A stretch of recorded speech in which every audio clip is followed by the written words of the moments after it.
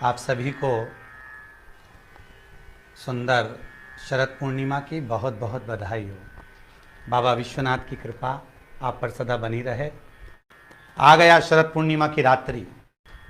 बड़े से बड़ी बीमारियां, बड़े से बड़े रोग, बड़े से बड़े बड़े कष्ट इस शरद पूर्णिमा की रात्रि को छूट जाते हैं। दमे की बीमारी, श्वास की बीमारी, अनिद्रा की बीमारी, रात्रि को जगना, ये सारी बीमारियां शरद पूर्णिमा की रात्रि को अगर व्यक्ति अपने जीवन को सुखमय बनाए, अपने जीवन को आनंदमय बनाए तो सब छूट सकते हैं। शरद पूर्णिमा की रात्रि को पीपल के पत्ते 5 लेकर उसके ऊपर खीर डालकर रात्रि को खा लेने से महाराज दमे की बीमारी, श्वास की बीमारी रुक जाती है। वो बीमारी बढ़ती नहीं है, उससे कष्ट नहीं होता।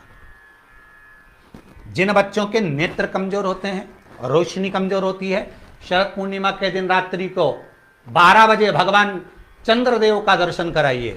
5 से 7 मिनट तक नयन मिलाएं चंद्रदेव के साथ और बाद में एक पीपल के पत्ते पर खीर जो चंद्र के नीचे रखी हुई है उसी खीर को चटा दीजिए। फिर चंद्र का दर्शन कराओ, फिर खीर को चटा दीजिए। महाराज नयन की ज्योति बढ़ती है, नींद नहीं आती तो निंद्रा देवी प्रवेश करती है, निंद्रा अच्छी आती है, आनंदित होता है।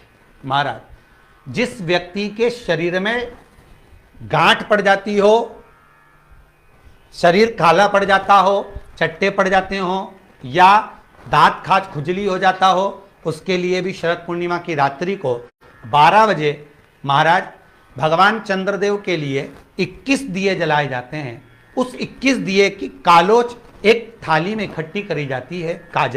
कालोच को इकट्ठी कर कर शरीर में गाय के घी के साथ में जहां जहां जगह पर चट्टे हैं, गांठ है, वहां लगाया जाता है। उसको 5 या 7 दिन लगाइए। उसके बाद में रोज प्रतिदिन लगाने के आधे घंटे बाद स्नान कर लीजिए, आराम लगना प्रारंभ हो जाता है। महाराज आज शरद पूर्णिमा की रात्रि से लेकर कार्तिक पूर्णिमा की रात्रि के बीच में जो दामोदर भगवान का, कृष्ण का, शिव का मंगल आनंद करेगा, अभिषेक करेगा, पूजन करेगा, स्मरण करेगा, उसके सारे दुख दरिद्र दूर हो जाएंगे। रात्रि को आप बड़े प्रेम से खीर बनाओ, चंद्रदेव की साक्षी में रखो, भोग लगाओ भगवान श्री हरि को।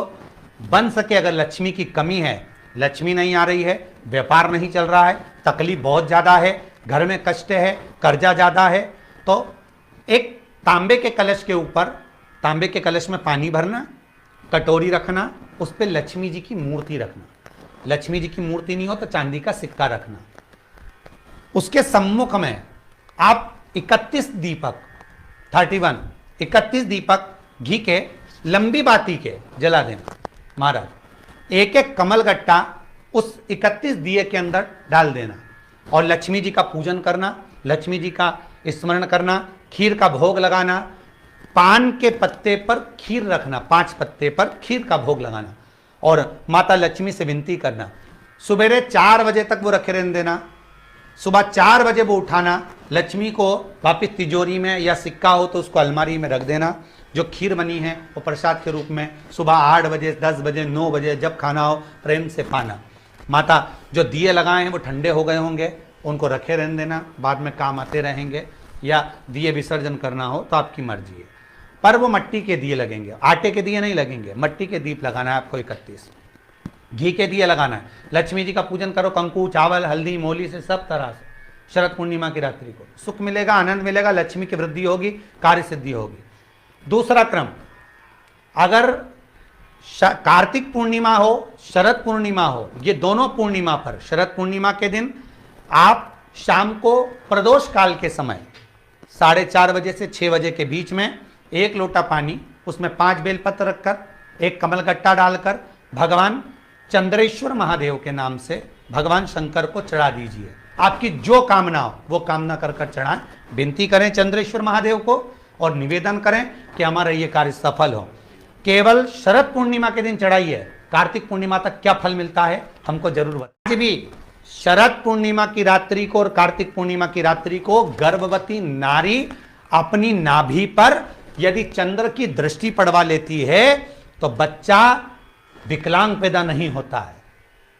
गर्भ से जो बालक होगा श्रेष्ठ होगा, विद्वान होगा, चतुर होगा, पढ़ने में होशियार होगा, क्योंकि ये चंद्र की किरणें जब समुद्र में उछाल ला सकती हैं तो आपके जीवन में भी तरक्की ला सकती है, उछाल ला सकती है। इसलिए सभी को हर हर महादेव, जय श्री कृष्णा।